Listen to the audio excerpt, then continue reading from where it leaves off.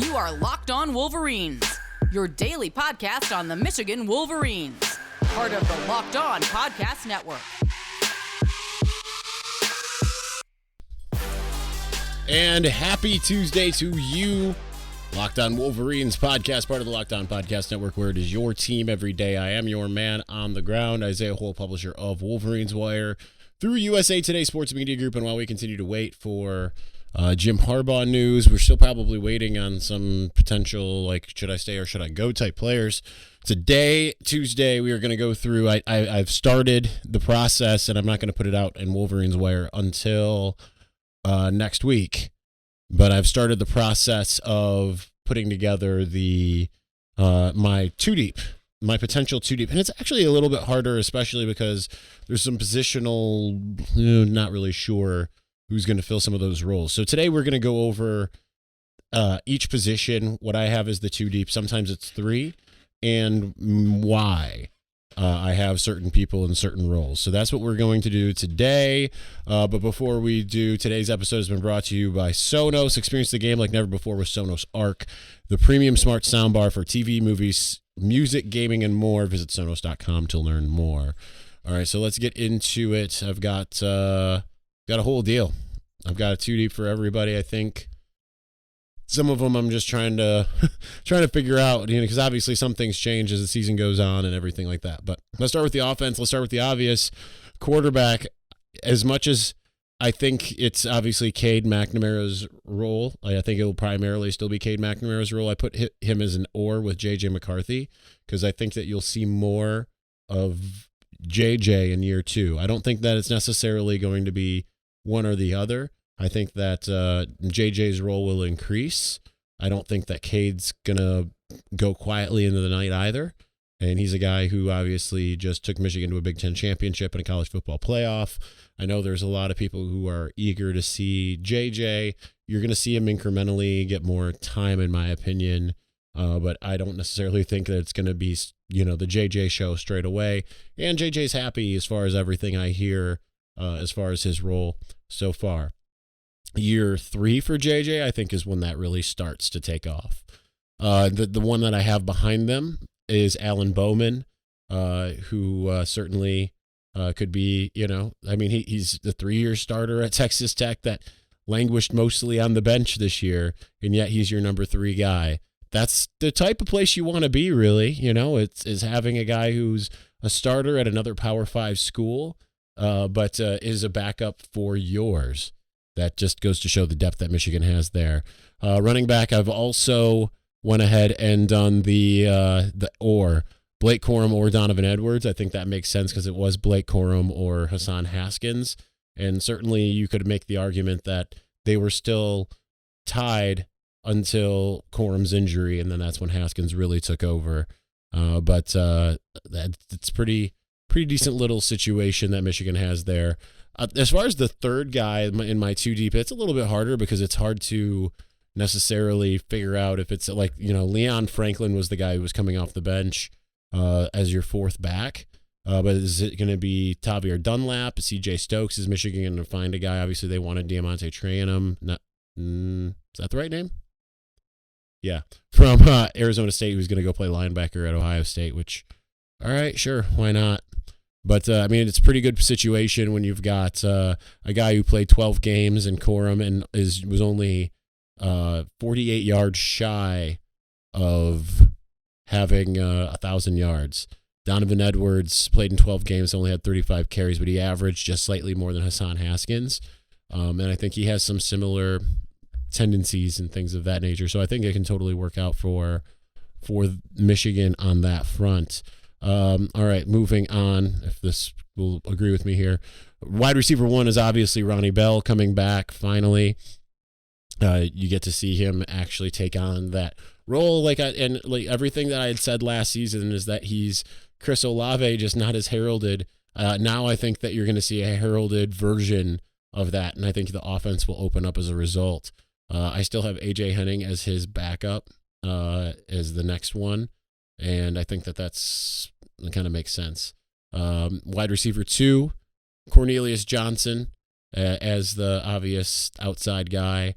And I just I just did the wide receivers kind of willy-nilly. Really, it's a top 6, like the 3 guys that you kind of consider starters, and then the guys that will see the field a lot. But, so like Mike Sainristil still was the one I put for Cornelius Johnson is the next one up after that. Wide receiver 3, the other starter, Roman Wilson and Andrell Anthony. I mean, you could essentially take that whole position group and say or for all of them. I just think that Ronnie Bell is probably your number one guy. I do think that you're going to see some other young guys really, really play a part. Particularly, I have a lot of faith in Darius Clemens coming in and being a year 1 guy. So I'm really excited to see him coming in. And same thing with Tyler Morris, man. I think that they've got a really talented group of wideouts coming in. And we'll see if they continue to add to that before signing day proper. Here's where it's mostly set. I feel like the starters are set, so I'm going to run through the starters, and that's for let's go to tight end first. I mean, this one's obvious. It's Eric All, Luke Schoonmaker. I mean, that could be an or situation, but both coming back. Luke Schoonmaker just announced that he's coming back today on Tuesday, but then behind them, I mean, does Joel Honigford have another year in him? Certainly he could. Then behind them, I mean, still Matthew Hibner, Louis Hansen. You're bringing in Colston Loveland and Marlon Klein. That's a just loaded room. For the offensive line left to right, I mean, I think that this one's pretty obvious, but it's Ryan Hayes, Trevor, he hasn't announced either way, but I'm still assuming he's coming back. Ryan Hayes, Trevor Keegan, Oluwatimi, Zach Zinter, and Trente Jones. Carson Barnhart, I put in 2 different backup positions. Put him at both of the tackles. Obviously, he can play interior as well because he's done that. And then as far as the backups at guard, those are a little bit more questionable for me.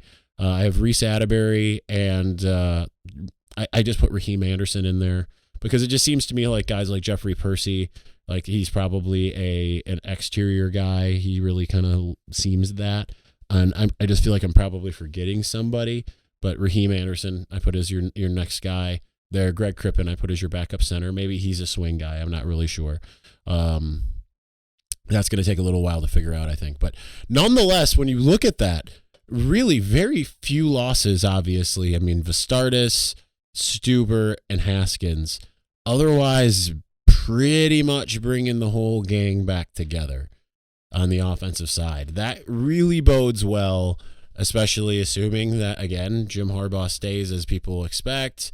And then on top of that, you have if Jim Harbaugh stays and then you keep Gaddis, obviously, in the offensive coordinator role, this could really be a breakout year for the offense. And they're probably going to need it because defensively, lots of questions, kind of similar to last year, but you don't have an Aiden Hutchinson to anchor things. So we'll get into the defense momentarily, and then we'll actually do a special teams one as well. But I've got that ready to go here momentarily. But hey, Wolverines fans, this is Isaiah Hole from Locked On Wolverines with an incredible app everyone who buys gas needs to know about. That's Get Upside. My listeners are making up to 25 cents for every gallon of gas every time they fill up. Just download the free Get Upside app in the App Store or Google Play right now. Use the promo code SCORE and get a bonus 25 cents per gallon on your first fill up. That's 50 cents cash back. Don't pay full price at the pump anymore. Get cash back using Get Upside. And as an SUV driver, I can't wait to use this, to be honest. Just download the app for free. Use the promo code SCORE for college to get up to 50 per just score. I can't read, apparently. To get up to 50 cents a gallon cash back on your first tank. Some people who drive a lot are making as much as $200 to $300 a month in cash back, and there's no catch. The cash back gets added right to your account. You can cash out anytime to your bank account, PayPal, or an e-gift card for Amazon and other brands. Just download the free Get Upside app and use the promo code SCORE. You get up to 50 cents a gallon cash back on your first tank. That's code SCORE.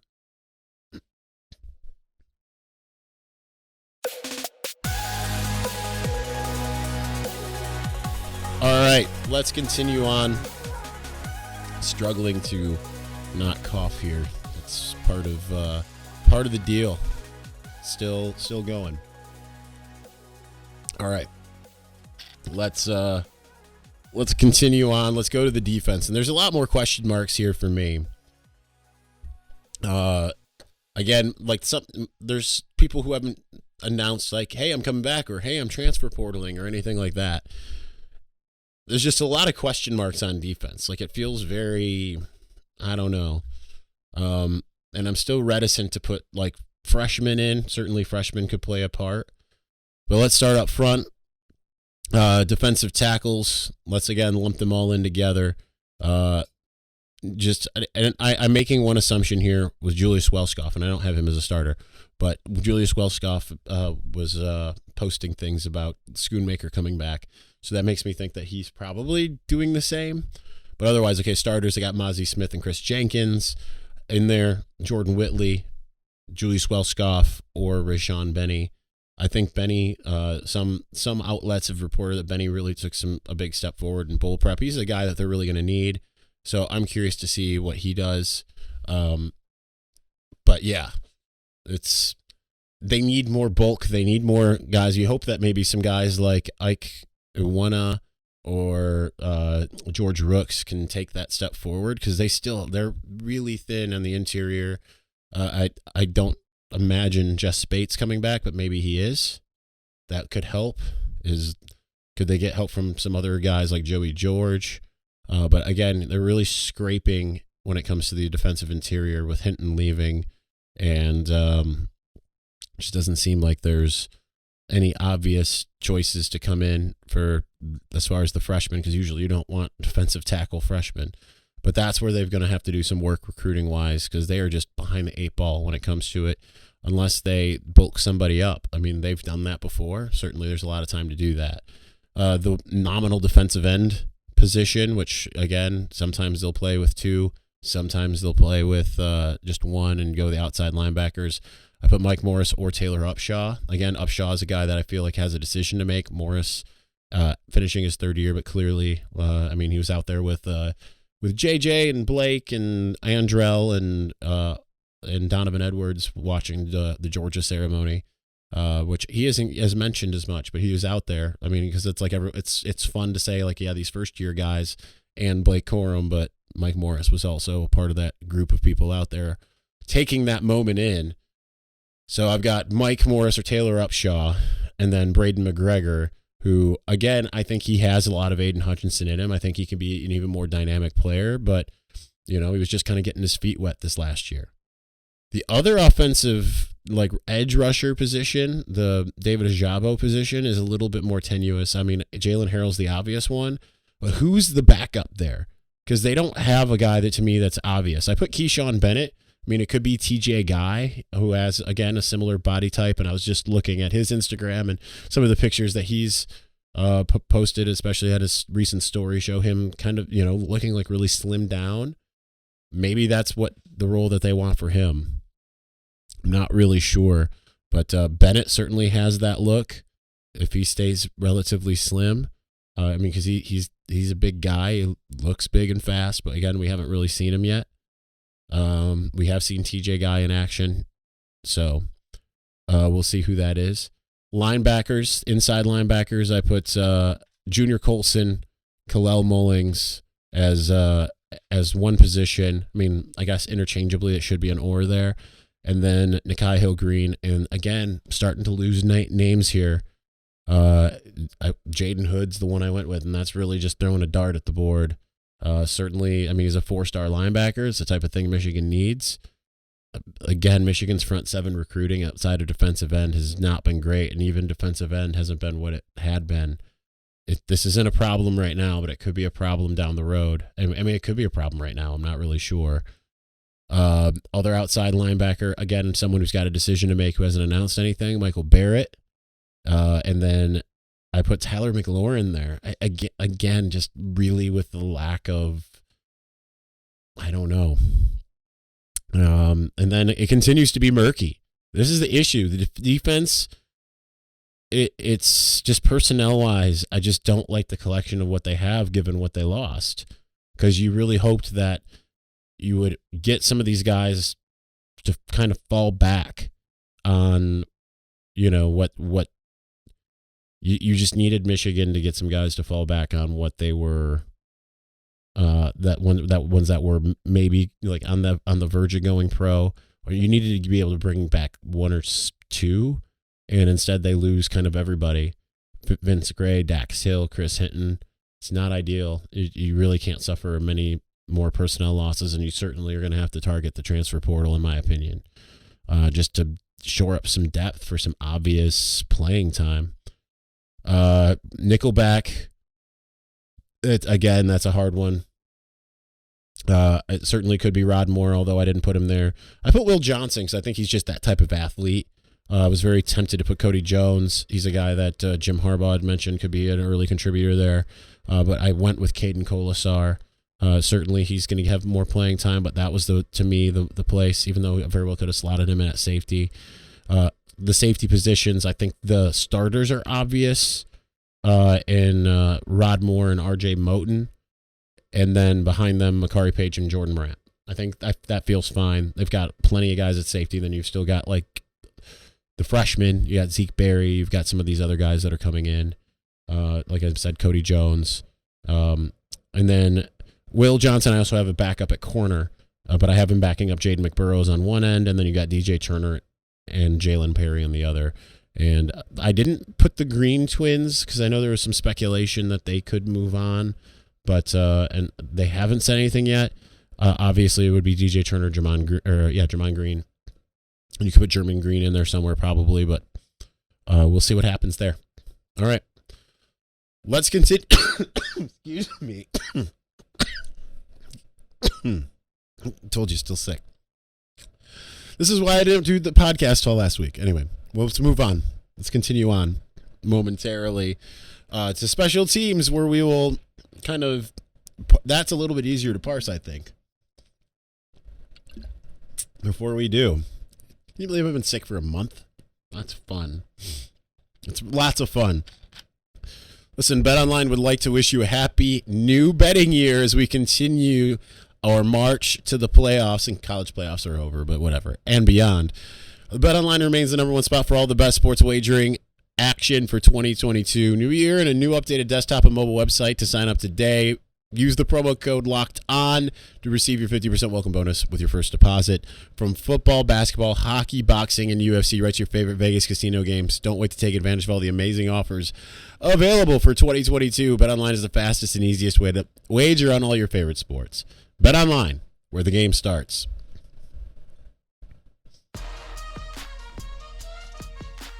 All right. Let's continue on with the special teams. See if we can make this. I mean, I'm probably going to have to get to 21 and end it so I'm not sitting here coughing. Programming note for next week. Might not necessarily will, but might take a day or two off because I am taking another small vacation, going out of town again. Yeah, that's really happening. But we'll see. But for now, we're on track to continue doing things as we were doing. Let's get to special teams. It's not rocket surgery here. The guy that we were waiting on to find out about is Jake Moody. It wouldn't surprise me if he went, but he hasn't really said anything yet. So it's just a matter of seeing if he ends up doing it, right? But I don't think this is terribly. I mean, this isn't really breaking the wheel with anything. So we know Brad Robbins is coming back for year 6, which is good. So you got Jake Moody, Brad Robbins as your kicker and your punter. I put Tommy Doman as the backup for both. I think that's fine. That's fair. I'm excited to see what he does, but he'll wait his turn, which would probably be next year, and we'll see if that ends up being if he ends up starting both, or if it's Adam Samaha, or what the deal is the year following. Adam Samaha is the kicker and Doman is the punter. Long snapper, still again another guy who put out the Schoonmaker news thing. William Wagner, I'm keeping him as the starting long snapper. I have Greg Tarr behind him, 5-star long snapper who has been on campus for 2 years now. So if Wagner decides to move on, which I don't anticipate being the case, you've still got a really good guy behind him. And I wonder, kicker could be is Rhett Anderson. He was listed as a graduate, but I mean, he certainly, I would imagine, has another year of eligibility. Does he come back and give you another year? I'm not really sure. And then things get a little interesting with kick return and punt return. And this is where I'm not really 100% sure if AJ Henning continues to have the stranglehold on both as he did kind of down the stretch, or do you go back to here's what I have. I mean, AJ Henning is going to be back there. I mean, Sainers still certainly could be in the mix as well. Michael Barrett could be in the mix as well if he's returning. But I reverted back to the start of 2021. Kick return, Blake Corum, and then AJ Henning. Punt return, Ronnie Bell, and then AJ Henning. But certainly you could see a situation where they maybe decide to do something different. Nonetheless, that is it. That's everything I've got as far as my my initial too deep. And we'll see. I mean, because spring ball is going to happen, and that's going to change things up, and you've got a lot of other stuff that's kind of working to try to figure out. So as far as like, do freshmen get involved? Are there transfers outgoing or incoming? Complexion could look a lot different. You just hope that they figure out a way, because the offense looks great. Offense, like, no concerns right now about the offense. Right now, the offense, you look at it and you say, that's going to be pretty good. The defense is a little bit scary. They need to figure some things out. I have faith in Mike McDonald and his scheme, but, man, you need some players. And might be enough to win the conference. Might. I mean, you're going to have to field certainly a defense. Maybe that's a little bit more robust to beat Ohio State. Non-conference should be fine. I'm not that terrified of a lot of other schools that Michigan plays at this moment. And what we saw last year is Michigan's head and shoulders above everybody in the conference. And I would even say that's true of Ohio State, but that's last year. You got to figure out something on the defensive side. Who's going to be those game wreckers? Who's going to come in? Because as much as it's replacing Aiden and David Ajabo, there is an element to where you could say, yeah, that's probably not going to happen, like we're to the point where you got guys that are that good. And it probably isn't, right? Because, I mean, your two best sack leaders in 1 year. But at the same time, Michigan for a long time used to be like, oh, man, that guy's really good. How are you going to replace him? And then the next guy comes in and you're like, can't believe it. Just I think back to like Chris Perry. It's like, who's going to replace this guy? Mike Hart, It's that's the type of thing that Michigan's long had. And it's going to be incumbent on a lot of these recruits to step up and do some stuff. So we will see. All right, that's going to do it for us today. Keeping it, again, short and sweet so I don't cough your ear off. But anyway, thanks for watching and or listening. We'll be back with another one on Wednesday, then the mailbag, and then I don't know. We're going to try to get Pro Football Focus in here. Anthony Treese was hoping to come on last week, but the dang Rona would not let that happen on my end. So we'll see if maybe Friday, and then we'll see if maybe if we can get Jake Butt at some point too. He's a little bit more in demand now. But we never did a wrap-up of Georgia. Not that anyone necessarily wants that anymore. But congratulations to the Dogs for winning, by the way. No shame in Michigan losing to the eventual national champions and also finishing number 3 in the AP and coaches poll. Best season as far as final ranking since the 1997 year. Unbelievable. Just wish it could have ended with some hardware outside of the Big Ten. Is what it is. All right, that'll do it. I'm rambling. So we'll talk to you soon. Thanks for watching and or listening. Peace.